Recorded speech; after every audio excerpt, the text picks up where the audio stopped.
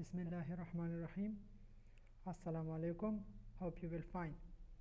Dear students, last lecture munga pade bande stop kadav chera the rectification of errors so types thi hage ke munga types of jandal chera rectification of errors ya accountant so qisma ghalatiyane kavi ya rectification of errors ke major types sumre di پاغه باندې به ان شاء الله تاسو پوه شئ.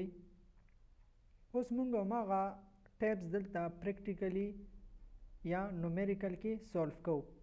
دلته موږ ته ټرانزیکشن راکړی دی rectify the below transactions. transaction number 1 ته تاسو وګورئ. goods sold on cash USD 1500 but omitted to record. د rectification مخکې خو به تاسو یو درې خبرې ذهن ته یا یاد ساتئ. فرست اف آل تاسو به ګورئ چې دا کم قسمه ایررز دی. اول به ایررز باندې ځان پوهوئ چې دا هغه څلور ټایپس اف ایررز موږ ویلي دی کې دا کم یو ایرر دی. سیکنډلی تاسو به د دې کریکټ انټري هم یا ځان سره په رف کاغذ کوئ یا ځان سره ذهن کې پاس کوئ. چېرې دغه انټري خو غلطه ریکارډ شوې ده خو د دې کریکټ انټري څنګه ده یا دا باید څنګه ریکارډ شوې وي. کله چې تا ته دا پته ولګېده چې دا باید څنګه ریکارډ شوی وي نو د هغې نه پس ته بیا څه شی کوی شي ریکټیفای انټري کوی شي. نو موږ هماغه کنسپټ باندې دلته ما تاسو ته درې وانه ټرانزیکشن کړي دي. چېرې تاسو وګورئ دې خوا recorded یا wrong entries چې کوم دا solution columns دي. recorded یا wrong entries, correct entries and rectified entries ما تاسو ته درې وانه کړي. چېرې غلط انټري کومه یوه ده دا باید شوی څنګه وي او دا اوس ریکټیفای کیږي څنګه. نو اوس راځو موږ ټرانزیکشن نمبر 1 ریکټیفای کوو.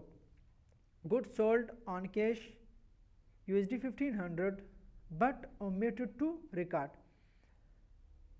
کاروبار سامان خرڅ کړی دی اجناس خرڅ کړی دی د $1500 خو هیڅ ریکارډ کړی نه دی. omitted to record یا not recorded. سامان خرڅ کړی دی او هیڅ ریکارډ کړی نه دی. نو تاسو ریکارډډ کالمز ته راشئ د خوا سولوشن ته ګوره not recorded هیڅ ریکارډ کړی نه دی. نو د دې کریکټ انټري څنګه ده goods sold on cash USD 1500 but omitted to record مال هم خرڅ کړی په نغدو پیسو باندې. نو سمپل ټرانزیکشن دی.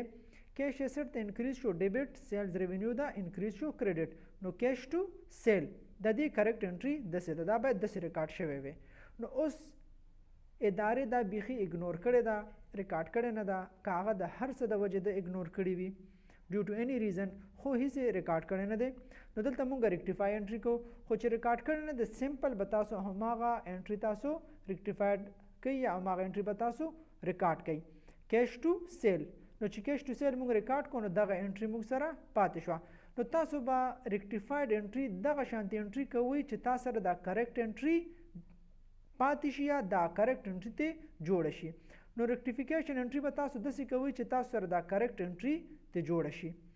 ها په دې باندې خو پوه شو انشاءالله. سمپل انټري وه دوی نو ریکارډ کړی مونږ څه کړه ریکارډ کړه بس چې ریکارډ هم کړه دا ریکټیفای شوه.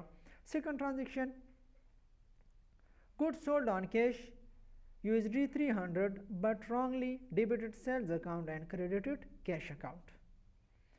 مال خرڅ کړی دی په نغدو باندې خو انټري سرچپه ریکارډ کړې ده.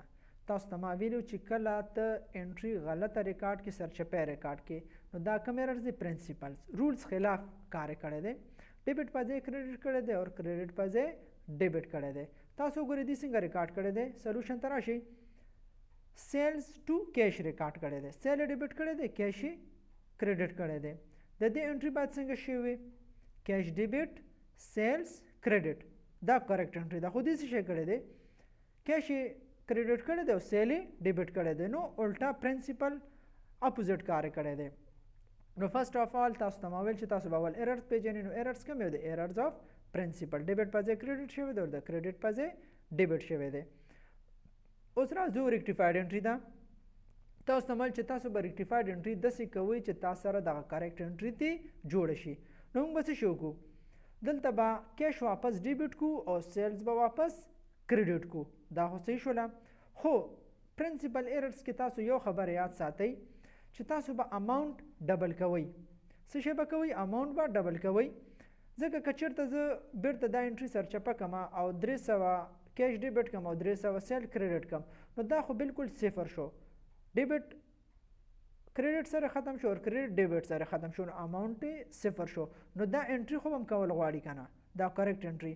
نو مونږ هم د دې دپاره څه شی کوو؟ کیش د 600 نه ډیبټ شو او سیل د 600 نه کریډټ شو. نو 300 روپۍ 300 د کیش د کیش سره کراس شولو او د سیلز 300 د سیل سره کراس شولو. نو دا انټري موږ سره تی پاتې شوله.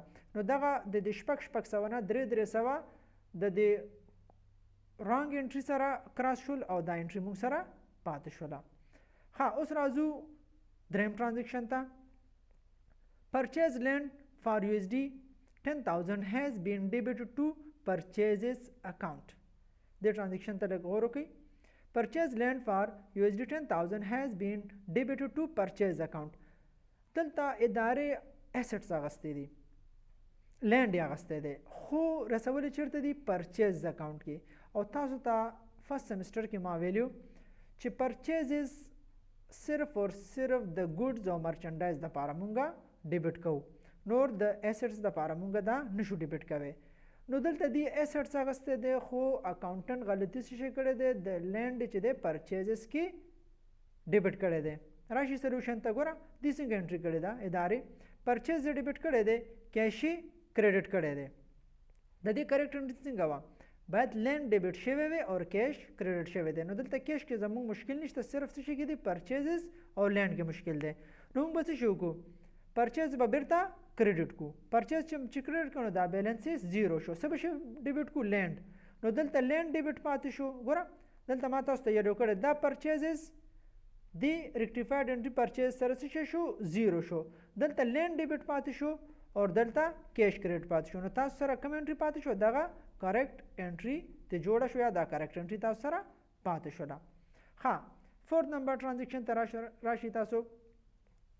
پیډ کیش USD 500 to account payable Ali but wrongly debited to Wali account. مونږه پیسې ورکړي علي ته دي یا کاروبار پیسې علي ته ورکړي دي خو اکاونټنټ چا پسې رسولي دي؟ ولی پسې. نو د یو کریډر پسې بل کریډر ته رسولي دي. راشي سلوشن ته. دلته وګورئ ولی اکاونټ پیبل یې ډیبټ کړی دی د $500 نه ټو کیش یې کریډټ کړی. نو کیش کې مشکل نشته دی، زموږ څه شي کې مشکل دی؟ علي او ولی اکاونټ کې. نو بیرته به څه شي وکړم؟ ولی به زه درته ریکټیفاید انټري کې بیرته کریډټ کړم. نو دغه ولی دی ولی سره 0 شو او ولی به زه دلته ډیبټ کړم.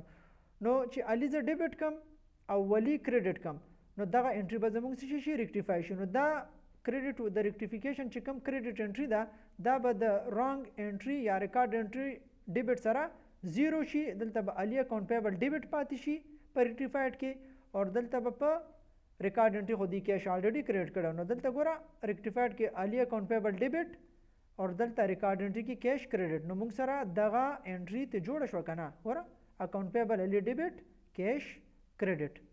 ها لاست نمبر ټرانزیکشن ته راشي. An amount of USD 100 drawn by proprietor for his personal travel was debited to traveling expense account.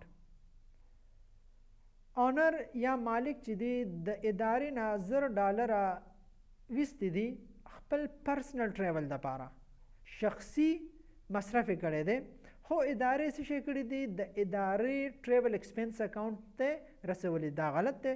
تاسو ته پته ده چې موږ ته اکاونټینګ قانون وایي چې کله پروپرایټر د کاروبار اسټس خپل پرسنل استفاده کوي نو هغې دپاره به موږ کوم اکاونټ ډیبټ کوو؟ ډرایینګس. نو دلته دوی څه شی کړي دي؟ سلوشن ته راشي. ټریول ایکسپنس یې ډیبټ کړی دی 1000 نه کیش یې کریډټ کړی دی. کیش کې خو مشکل نشته، صرف ټریول ایکسپنس کې مشکل دی. دلته باید ډرایینګس شوی وي. کریکټ انټري باید څنګه شوی وي؟ ډرایینګس ډیبټ کیش کریډټ.